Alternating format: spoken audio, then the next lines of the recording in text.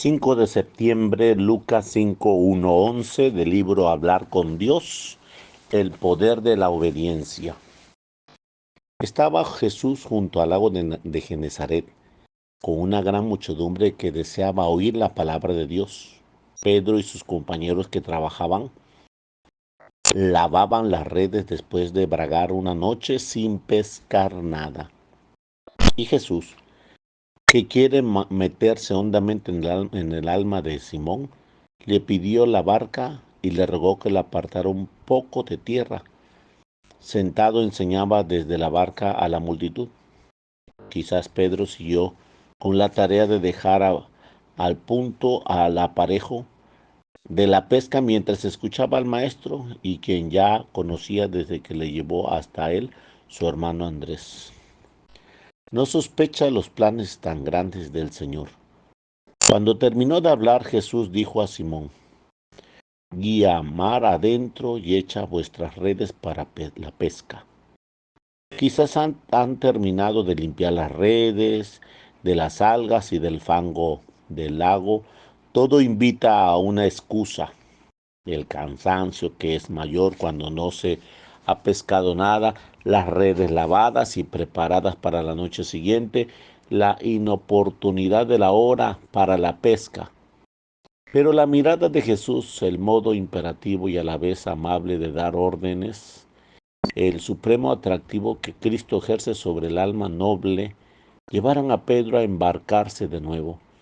El único motivo de echarse el agua con la barca es Jesús. Maestro, hemos estado fatigándonos durante toda la noche y nada hemos pescado, pero no obstante sobre tu palabra echaré las redes. Sobre tu palabra, esa es la gran razón. En muchos momentos cuando hace su aparición esta fatiga peculiar que origina el no ver frutos en la vida interior personal o en el apostolado, cuando nos parece que todo ha sido un fracaso y encontramos motivos humanos para abandonar la tarea, debemos oír la voz de Jesús que nos dice: comienza, recomienza de nuevo y vuelve a empezar en mi nombre. El secreto de todos los avances, de todas las victorias, está en saber volver a empezar, en sacar la lección de un fracaso y después intentar una vez más. A través de esas aparentes fracasos, quizás quiere decir el Señor que debemos actuar por motivo más sobrenatural, por obediencia, por Él y solo por Él. Oh poder de la obediencia. El lago de Genezaret negaba sus peces a las redes de Pedro, pero una noche, toda una noche en vano. Ahora obediencia vuelve a ser la red, el agua, y pescaron una gran cantidad de peces. Créeme, el milagro se repite cada día. Si alguna vez nos encontramos cansados y sin fuerzas para reempezar, miremos al Señor que nos acompaña en esta barca nuestra. Entonces Jesús nos invita a poner en práctica con docilidad interior, con empeño, esos consejos que hemos recibido en la confesión, en la dirección espiritual, y encontraremos las fuerzas constantemente en la Eucaristía. Muchas veces dice: me parecía que no poder sufrir el trabajo conforme a mi baja naturaleza. Me dijo el Señor: hijo, la obediencia da fuerza. Pedro se adentró en el lago con Jesús en su barca y pronto se dio cuenta de que las redes se llenaban de peces, tanto que parecía que se iban a romper. Entonces hicieron señas a sus compañeros que estaban en la otra barca para que se vinieran y le ayudasen. Vinieron y llenaron tanto las dos barcas que de modo casi se hundían.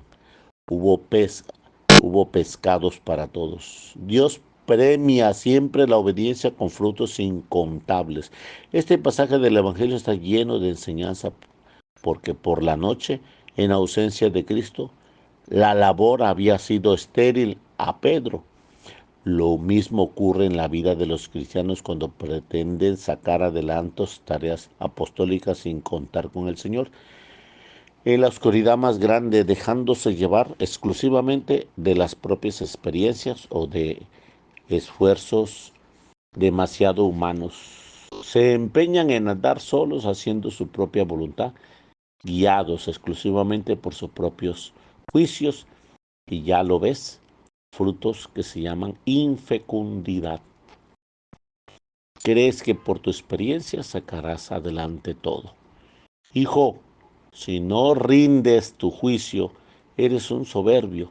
Si te dedicas a tu apostolado, trabajarás toda la noche, toda tu vida será una noche, y al final amanecerás con las redes vacías y cansado.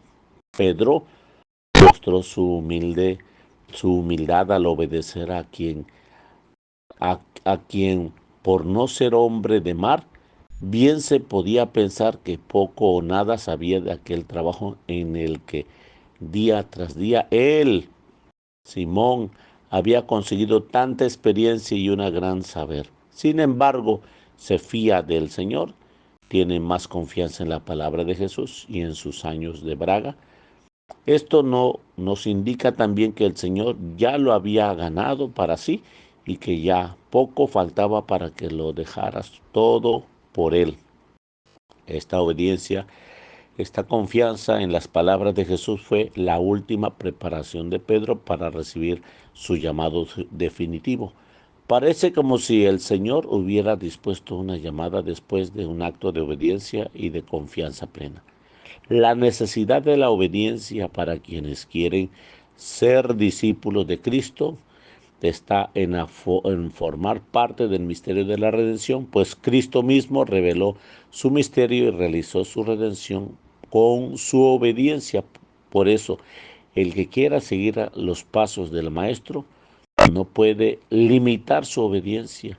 Él nos enseñó a obedecer y es en lo fácil, en lo heroico, pues obedeció en cosas gravísimas y dificilísimas, hasta la muerte de cruz.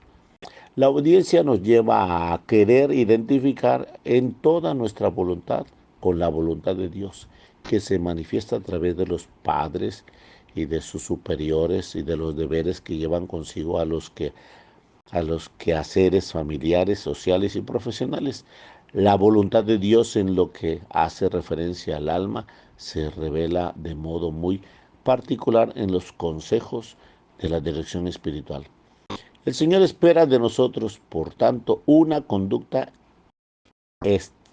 enteriza, en- enteriza, que concluye una obediencia delicada y alegre, sujeción por Dios a la autoridad legítima y a los diversos órdenes de la vida humana, primordialmente al romano pontífice y al magisterio de la Iglesia. No puede ser una obediencia desligada de ese ramo en cadena de mando. Si permanecemos en Cristo, Él llama siempre redes, nuestras redes, llena siempre nuestras redes, junto a Él incluso lo que parecía estéril y sin sentido se vuelve eficaz y fructuoso. La obediencia hace misterios nuestros actos y sufrimientos, de tal modo que de útiles que estos últimos pudieron parecer, puede llegar a ser muy fecundos. Una de las maravillas realizadas por nuestro Señor es haber hecho que fueran provechosas las cosas más útil como es el dolor. Él lo ha glorificado mediante la obediencia y el amor. Pedro quedó asombrado ante la captura que había realizado a esas horas de la mañana, que es improbable que se hubiera pescado tanto.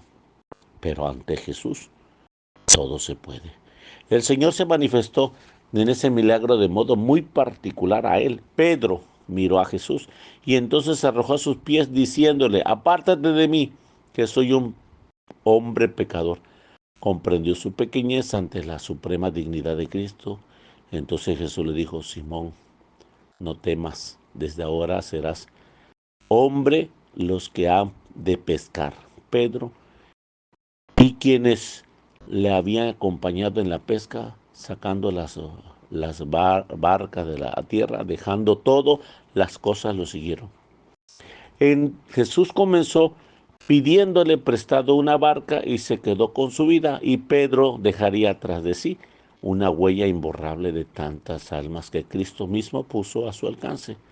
Comenzó a obedecer en lo pequeño y el Señor la manifestó los grandiosos planes que para él, pobre pescador de Galilea, tenía desde la eternidad. Nunca pudo sospechar la trascendencia y el valor de su vida. Miles y miles de personas encendieron su fe en la que aquellos que siguieron aquel día a Jesús, y muy particularmente en la de Pedro, que sería la roca y el cimiento inconmovible de la iglesia. Del libro Hablar con Dios, 5 de septiembre. La bendición de Dios Todopoderoso, Padre, Hijo y Espíritu Santo, descienda sobre vosotros. Amén.